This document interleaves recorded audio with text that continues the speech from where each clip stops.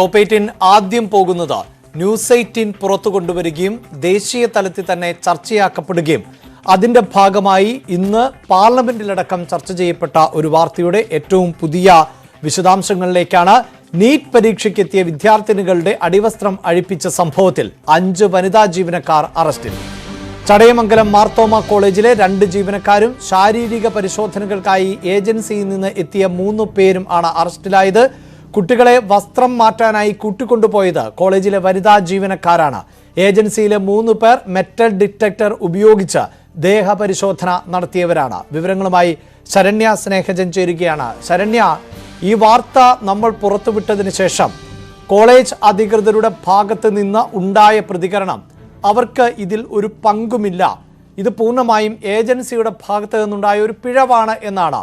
ഇപ്പോഴിത് ഈ അറസ്റ്റിലേക്ക് കാര്യങ്ങൾ വരുമ്പോൾ 2 ജീവനക്കാർ കോളേജിന്റെ ഭാഗമായും അതോടൊപ്പം തന്നെ 3 പേർ ഏജൻസിയുടെ ഭാഗമായും വരുന്നു. അതായത് കോളേജിന്റെ വാദം ഉൾപ്പെടെ തെറ്റ് എന്ന് വ്യക്തമാക്കുന്നതാണോ ഈ അറസ്റ്റ്?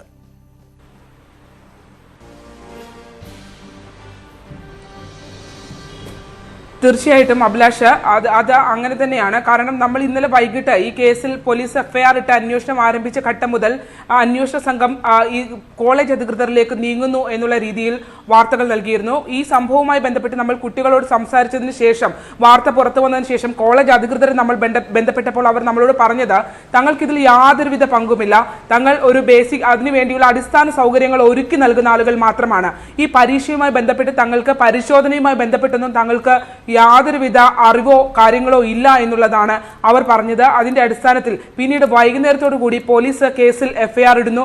എഫ്ഐആർ ഇട്ടതിന് ശേഷം 11 മണിയോടുകൂടിയാണ്, ഏകദേശം 11 മണിയോടുകൂടി തന്നെ കോളേജ് അധികൃതരിലേക്ക് അന്വേഷണം നീങ്ങുന്നു എന്നുള്ള ധാരണ നമുക്ക് ലഭിച്ചു തുടങ്ങി. എന്തായാലും ഇന്നും അതുപോലെ തന്നെ കോളേജ് അധികൃതരിലേക്ക് അവരിലേക്ക് പ്രധാന പ്രതികൾ അവരാണ് എന്നുള്ള രീതിയിലുള്ള സൂചനകൾ നമ്മൾ നൽകിയിരുന്നു. എന്തായാലും വൈകിട്ട് ഇപ്പോൾ ഏകദേശം അല്പസമയത്തിന് മുമ്പ് ഈ കോളേജിലെ മാർത്തോമ കോളേജിലെ 2 വനിതാ ജീവനക്കാർ 1ഉം 2ഉം പ്രതികളായി, പ്രധാന പ്രതികളായി ഇപ്പോൾ അറസ്റ്റ്, നീറ്റ് വിവാദത്തിൽ അറസ്റ്റ് രേഖപ്പെടുത്തിയിരിക്കുകയാണ്. നമുക്കറിയാം, കേരളത്തിലെയും ഇന്ത്യയിലെയും വിദ്യാഭ്യാസ രംഗത്ത് വലിയ നാണക്കേടുണ്ടാക്കിയ സംഭവമായിരുന്നു പരീക്ഷയ്ക്കായി എത്തിയ വിദ്യാർത്ഥിനികളുടെ അടിവസ്ത്രം നീക്കം ചെയ്തതിനു ശേഷം അവരെ ഇത്തരത്തിൽ പരീക്ഷാ ഹാളിലേക്ക് കടത്തിവിടുകയും മാനസിക സംഘർഷം കൊണ്ട് അപമാനഭാരത്താൽ കുട്ടികൾക്ക് പരീക്ഷ എഴുതാൻ പോകേണ്ടി വന്ന സാഹചര്യവും ന്യൂസ് 18ലൂടെ കുട്ടികൾ നമ്മളോട് വിവരിച്ചിരുന്നു. അതോടുകൂടിയാണ് ഈ സംഭവത്തിന് പോലീസ് അടക്കം എത്തുകയും കേസ് രജിസ്റ്റർ ചെയ്യുകയും ഒക്കെ ചെയ്തിട്ടുള്ളത്. എന്തായാലും ആ സംഭവത്തിൽ ഇപ്പോൾ 5 പ്രതികൾ അറസ്റ്റിലായിരിക്കുന്നു എന്നുള്ളതാണ് ഏറ്റവും പുതുതായി നമുക്ക് നൽകാനുള്ള വാർത്ത. ഇതിൽ കോളേജിലെ 1ഉം 2ഉം പ്രതികൾ, മാർത്തോമ കോളേജിലെ പ്രതികളാണ് 1ഉം 2ഉം പ്രതികളായിട്ടുള്ളത്. അവര് മറിയാമ്മ എന്നാണ് 2 ആളുകളുടെയും പേര്. ഇവര് കോളേജിലെ ലാസ്റ്റ് ഗ്രേഡ് ജീവനക്കാരാണ് എന്നുള്ളതാണ് നമുക്കിപ്പോൾ മനസ്സിലാക്കാൻ കഴിയുന്നത്. ഈ കുട്ടികളെ വസ്ത്രം മാറുന്നതിനായി മുറിയിലേക്ക് കൊണ്ടുപോയത് ഇവർ 2 പേരുമാണ്. ഇവരുടെ വാക്കുകളാണ് ഏറ്റവും അധികം കുട്ടികളെ വേദനിപ്പിക്കുകയും ചെയ്തിട്ടുള്ളത്. അതായത്, നിങ്ങൾക്ക് പരീക്ഷയാണോ വലുത്, വസ്ത്രമാണോ വലുത് എന്നുള്ള ചോദ്യം ഉന്നയിച്ചത് ഈ വനിതാ ജീവനക്കാരാണ് എന്നുള്ളതാണ് ഏറ്റവും സങ്കടകരമായ കാര്യം. മാത്രമല്ല, ഈ പരീക്ഷ കഴിഞ്ഞ് തിരിച്ചെത്തിയ വിദ്യാർത്ഥിനികളോട് ഇവർ നൽകിയ ഒരു മറുപടിയുണ്ട്. അതായത്, കുട്ടികൾ പറഞ്ഞത് കുട്ടികളുടെ അടിവസ്ത്രം മുറിയിൽ കൂട്ടിയിട്ടിരിക്കുകയായിരുന്നു. ഈ കൂട്ടിയിട്ട അടിവസ്ത്രം, തങ്ങളുടെ അടിവസ്ത്രം ഏതെന്ന് കണ്ടെത്താൻ പോലും കഴിയാത്ത രീതിയിൽ അത്രത്തോളം അടിവസ്ത്രങ്ങൾ അവിടെ ഉണ്ടായിരുന്നു എന്നുള്ളതാണ് കുട്ടികൾ പറഞ്ഞത്. അത് തിരയുന്ന വേളയിൽ ഇവർ പറഞ്ഞൊരു മറുപടിയുണ്ട്. നിങ്ങൾ വീട്ടുകാരുമായാണ് എത്തിയിട്ടുണ്ടെങ്കിൽ, കാറിലാണ് വന്നിട്ടുണ്ടെങ്കിൽ നിങ്ങൾ ഈ അടിവസ്ത്രം ധരിക്കേണ്ടതില്ല, നിങ്ങൾക്ക് ഇവിടെ കിടന്ന് തിക്ക് തിരക്കും ഉണ്ടാക്കേണ്ടതില്ല, നിങ്ങൾ അവരും ഇങ്ങനെ തന്നെ ഇറങ്ങി പൊക്കോളൂ എന്നുള്ള രീതിയിലാണ് കുട്ടികളോട് പറഞ്ഞതെന്നാണ് ഇന്നലെ നമ്മളോട് കാര്യങ്ങൾ വിവരിച്ച വിദ്യാർത്ഥിനികൾ നമ്മളോട് പറഞ്ഞത്. ആ സാഹചര്യത്തിൽ ഗുരുതരമായി ഈ കുഞ്ഞുങ്ങളെ ആ രീതിയിൽ മാനസിക സംഘർഷത്തിലേക്കും അപമാനിക്കപ്പെടുന്ന സാഹചര്യത്തിലേക്കും തള്ളിവിട്ടതിൽ പ്രധാന റോള് വഹിച്ചിട്ടുള്ളത് മാർത്തോമ കോളേജിലെ 2 ജീവനക്കാരാണ് എന്നുള്ളതാണ്. അതുകൊണ്ട് തന്നെയാണ് ഈ കേസിലെ 1ഉം 2ഉം പ്രതികളായി ഇപ്പോൾ അവർ അറസ്റ്റ് ചെയ്യപ്പെട്ടിരിക്കുന്നത്. ഒപ്പം തന്നെ ബാക്കിയുള്ള 3 പേർ നീറ്റ് തീരുമാനിച്ച ഏജൻസിയിലെ ആളുകളായി ഇവിടെ എത്തിയ ആളുകളാണ്. ഈ ഏജൻസിയിലെ 3 വനിതാ ജീവനക്കാരാണ് ജോൾസ്ന, ഗീതു, ഒപ്പം തന്നെ ബീന എന്നിവരാണ് ഈ കേസിലെ 3ഉം 4ഉം 5ഉം പ്രതികൾ. അഭിലാഷ്, അതായത് സ്വാഭാവികമായും ശരണ്യ, ഇങ്ങനെ ഒരു പരീക്ഷ അത് രാജ്യവ്യാപകമായി നടത്തുന്ന പരീക്ഷയാണ്. അത് ഏജൻസിയെ ഏൽപ്പിക്കുന്നു, വലിയ സുരക്ഷാ പരിശോധന. അതിന് കാരണമെന്നത് ഒട്ടേറെ കർശനമായ നിർദ്ദേശങ്ങളുണ്ട്. ഈ വിദ്യാർത്ഥികൾ പരീക്ഷ എഴുതുമ്പോൾ അതിൽ അവരുടെ വസ്ത്രധാരണത്തിലും നിർദ്ദേശങ്ങളുണ്ട് എന്നതിൽ തർക്കമില്ല. പക്ഷേ ഇങ്ങനെ ഒരു വിചിത്രമായ നിർദ്ദേശം ഇതിന്റെ ഭാഗമായി, ഈ പരീക്ഷയുടെ ഭാഗമായില്ല. പക്ഷേ ചില മെറ്റൽ കണ്ടന്റുകൾ ഉള്ള വസ്ത്രങ്ങൾ അടക്കം അഴിച്ചു മാറ്റേണ്ട അവസ്ഥ ഉണ്ടാവുകയും ചെയ്യാറുണ്ട്. മാത്രവുമല്ല, ഇത്തരത്തിൽ അടിവസ്ത്രങ്ങൾ അഴിപ്പിച്ചതിൻ്റെ പേരിൽ വാർത്തകൾ ഉണ്ടായിട്ടുണ്ട്, അതിൻ്റെ പേരിൽ നടപടികൾ ഉണ്ടായിട്ടുണ്ട്. ഇതാദ്യമായുള്ള ഒരു സംഭവമല്ല. അപ്പോൾ ഈ ഏജൻസിക്കും അല്ലെങ്കിൽ ഏജൻസിയിൽ നിന്ന് എത്തിയവർക്കൊന്നും ഇക്കാര്യങ്ങൾ അറിയില്ലായിരുന്നു എന്നാണോ മനസ്സിലാക്കേണ്ടത്? അതെയോ അവർ എളുപ്പത്തിൽ കാര്യങ്ങൾ ചെയ്യുക, അവരുടേതായ ചുമതല എളുപ്പത്തിൽ നിർവഹിച്ച് മാറ്റി നിർത്തുക, അതിലേക്ക് പോയതാണോ? എന്താണ് ഇങ്ങനെ ഒരു സാഹചര്യം ഉണ്ടായത് എന്ന പ്രതികരണം അവരിൽ നിന്ന് ലഭിക്കുന്നുണ്ടോ?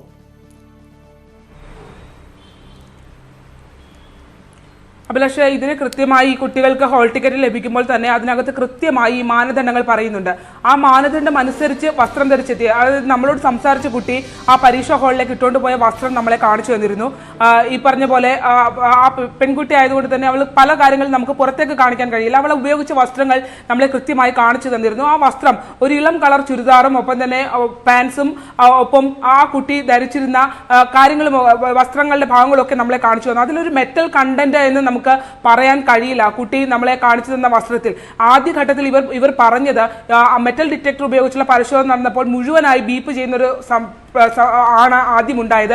അത് ആ ഘട്ടത്തിൽ തന്നെ ഈ ജീവനക്കാർ, അതായത് ഏജൻസിയിൽ നിന്ന് വന്ന ജീവനക്കാർ പരസ്പരം ഈ മെറ്റൽ ഡിറ്റക്ടറിന് എന്തോ പ്രശ്നമുണ്ട് എന്നുള്ള രീതിയിൽ സംസാരിക്കുകയും പിന്നീട് കുട്ടി വസ്ത്രം കാണിച്ചു കൊടുത്തു. ഈ വനിതാ ജീവനക്കാരൻ താൻ ഇതാണ് ധരിച്ചിരിക്കുന്നത് എന്നുള്ളത് അവരെ കാണിച്ചു കൊടുത്തു. പക്ഷെ കാണിച്ചു കൊടുത്ത ശേഷവും അത് ആ മറ്റേ ഏജൻസിയിൽ നിന്നുള്ള ആളുകൾ അപ്രൂവ് ചെയ്യുന്നു. പക്ഷെ അകത്തേക്ക് പോയിട്ട് വസ്ത്രം മാറാനുള്ള നിർദ്ദേശമാണ് കിട്ടിയത്. അതായത് എളുപ്പ വഴിയിൽ ഈ ഭൂരിഭാഗം വരുന്ന കുട്ടികളും വേണമെങ്കിൽ ഇവർ വനിതാ ജീവനക്കാരായിരുന്നു, ഇവർക്ക് വേണമെങ്കിൽ കോപ്പി അടിക്കാനുള്ള സംവിധാനങ്ങൾ ഉണ്ടോ ഇല്ലേ എന്നുള്ളത് പരിശോധിക്കാമായിരുന്നു. അല്ലെങ്കിൽ 12 മണിക്ക് അകത്തേക്ക് കയറിയ കുട്ടികളോട് ഇത്തരത്തിൽ വസ്ത്രങ്ങൾക്ക് പ്രശ്നമുണ്ടെങ്കിൽ അത് അവസാന നിമിഷം ഇവരോട് പറയാതെ 12 മണി തൊട്ട് പരിശോധനയ്ക്ക് നിൽക്കുന്ന കുട്ടികൾക്ക് ഗേറ്റിന് പുറത്ത് രക്ഷകർത്താക്കളുണ്ട്. 2:30 മണിക്കാണ് പരീക്ഷ തുടങ്ങുന്നത്. അത് കുട്ടികൾക്ക് രക്ഷകർത്താക്കളുമായി കമ്മ്യൂണിക്കേറ്റ് ചെയ്യാനും അല്ലെങ്കിൽ തങ്ങൾക്ക് കംഫർട്ടബിൾ ആയിട്ടുള്ള വസ്ത്രം, അതാണ് രക്ഷകർത്താവ് പറഞ്ഞത്. തൊട്ടടുത്ത് തന്നെ ടെക്സ്റ്റൈൽ ഷോപ്പുകളുണ്ട്, ഞങ്ങൾക്ക് വേണമെങ്കിൽ കുട്ടികൾക്ക് ഇവർ ഒരു വിധത്തിലും സമ്മതിക്കില്ലെങ്കിൽ ഞങ്ങൾ അത് എത്തിച്ചു നൽകുമായിരുന്നു. ഇത്രയും കഷ്ടപ്പെട്ട് പഠിപ്പിക്കാമെങ്കിൽ അതൊക്കെ ചെയ്യുന്നതിനാണോ പാട് എന്നുള്ള ചോദ്യമാണ് അവർ നമ്മുടെ മുന്നിലേക്ക് ഉന്നയിച്ചത്. പക്ഷെ അതിനൊന്നും അവസരം കൊടുക്കാതെ കൂട്ടത്തോടെ കുട്ടികളെ ഒരു മുറിയിലേക്ക് തള്ളിവിടുക, അത് മാത്രമല്ല കൂട്ടത്തോടെ വസ്ത്രം മാറാൻ അവരോട് നിർദ്ദേശിക്കുക, ഒപ്പം അടിവസ്ത്രങ്ങളെല്ലാം തന്നെ കൂട്ടിയിടുക. കോവിഡിന്റെ പ്രോട്ടോകോളൊക്കെ വലിയ പ്രോട്ടോകോൾ ഒക്കെ ഉള്ളതാണ് നീറ്റ് പരീക്ഷ എന്നുള്ളതെന്നാണ് ഇവരെ പൊതുവെ പറയുന്നത്. പക്ഷേ ഈ പ്രോട്ടോകോൾ എല്ലാം ലംഘിച്ചുകൊണ്ട് ഒരു മുറിക്കകത്ത്, ഇരുട്ട് മുറിക്കകത്ത്, കുട്ടി പറഞ്ഞത് വാതിൽ പോലും അടക്കാൻ കഴിയില്ലായിരുന്നു എന്നുള്ളതാണ് സങ്കടപ്പെട്ടുകൊണ്ട് നമ്മളോട് പറഞ്ഞത്.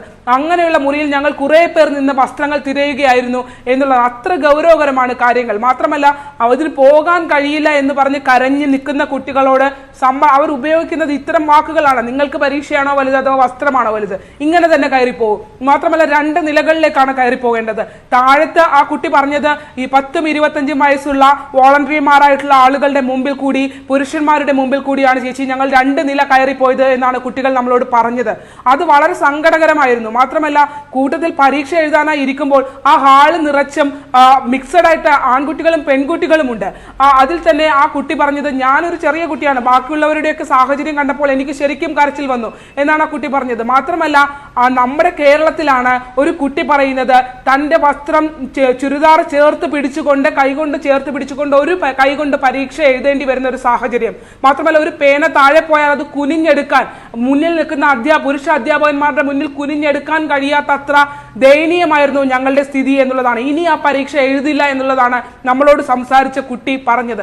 ആ സാഹചര്യത്തിലേക്ക് നമ്മുടെ വിദ്യാർത്ഥികളെ എത്തിച്ചത് ഗുരുതരമായ മാനസിക സംഘർഷം, പ്രത്യേകിച്ച് വലിയ തയ്യാറെടുപ്പുകൾ നടത്തിയിട്ടാണ് നീറ്റ് പരീക്ഷയ്ക്ക് വേണ്ടി ഈ കുട്ടികൾ എത്തുന്നത്. അവരുടെ അത്തരത്തിലുള്ള ഒരു അധ്വാനം, വളരെ പെട്ടെന്നുണ്ടായ ഒരു നിർദ്ദേശത്തെ തുടർന്ന് മാനസികമായ സമ്മർദ്ദം അവർക്ക് നേരിടേണ്ടി വരുന്നു. ഒരുപക്ഷെ ആ പഠിച്ചത് അത്രയും ആ സമ്മർദ്ദങ്ങൾക്ക് മുന്നിൽ ഇല്ലാതാകുന്ന സാഹചര്യം ഉണ്ടായേക്കാം. അവരുടെ പരീക്ഷയെ തീർച്ചയായും അത് ബാധിക്കും എന്ന കാര്യത്തിൽ തർക്കമില്ല. കാരണം അത്രമേൽ കോൺസെൻട്രേറ്റ് ചെയ്ത് പഠിച്ചുകൊണ്ടിരുന്ന കുട്ടികൾക്ക് അത് നഷ്ടപ്പെടുന്ന ഒരു സാഹചര്യം ഉണ്ടാകുന്നു. പരീക്ഷാ പേപ്പറിലാണോ, ചോദ്യങ്ങളിലാണോ, അതെയോ സ്വന്തം ശരീരത്തിൻ്റെ നഗ്നതയുൾപ്പെടെ മറയ്ക്കുന്നതിലാണോ അവർക്ക് കൂടുതൽ പരിഗണന നൽകേണ്ടി വന്നത് ആ മണിക്കൂറുകളിൽ എന്നത് ആ കുട്ടികളുടെ ഭാവിയെ കൂടി ബാധിക്കുന്നു എന്ന് തന്നെയാണ്. എന്തായാലും ഒരു പെൺകുട്ടി ഇത് സധൈര്യം ന്യൂസ് 18നോട് പറയുന്നു എന്നിടത്താണ് ഈ വാർത്ത പുറത്തു വരുന്നത്.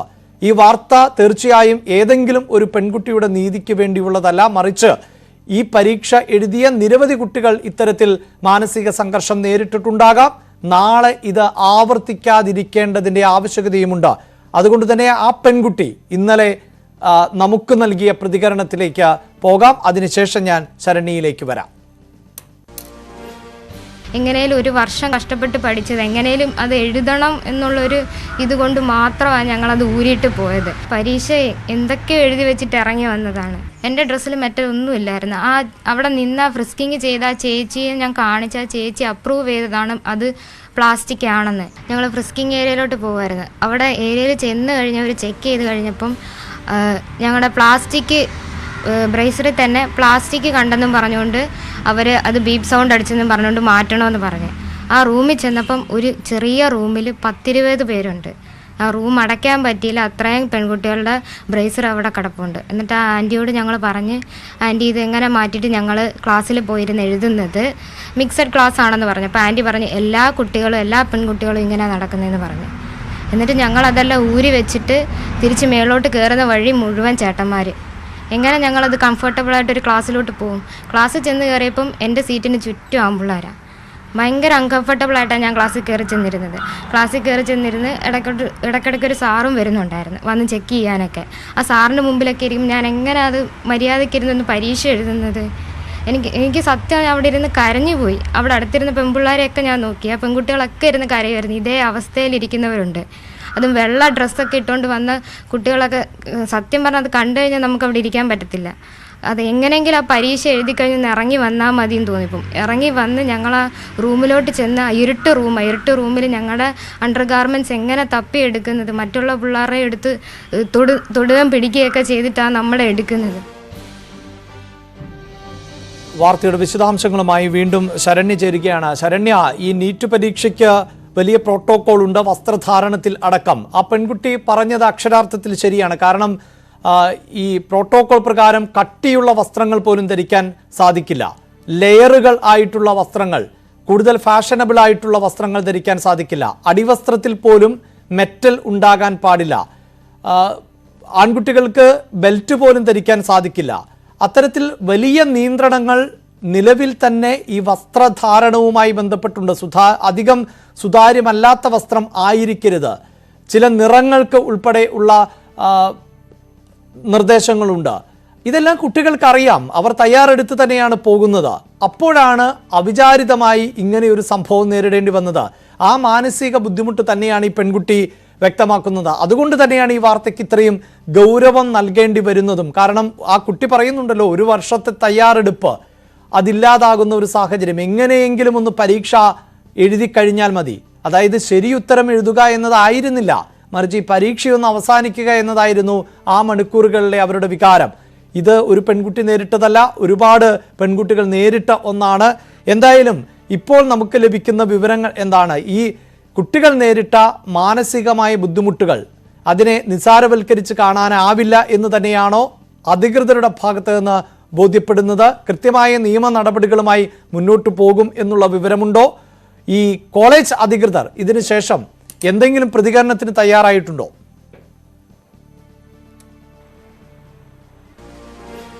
ഇന്ന് ഉച്ചയോടുകൂടി കോളേജ് അധികൃതർ മാധ്യമങ്ങളെ കണ്ടിരുന്നു. അവർ പറഞ്ഞ കാര്യങ്ങൾ എന്ന് പറയുന്നത് തങ്ങൾക്ക് ഇതിനകത്ത് യാതൊരുവിധ റോളുമില്ല, മറിച്ച് തങ്ങളുടെ മേലിലേക്ക് ഈ കാര്യങ്ങൾ കെട്ടിവെക്കാനായി ശ്രമിക്കുന്നു എന്നുള്ളതാണ് ഇന്ന് ഉച്ചയ്ക്ക് കോളേജ് അധികൃതർ പറഞ്ഞത്. പക്ഷേ ചില കാര്യങ്ങൾക്ക് അവർക്ക് മറുപടി ഇല്ല എന്നുള്ളതും ആ പത്രസമ്മേളനത്തിൽ വ്യക്തമായിരുന്നു.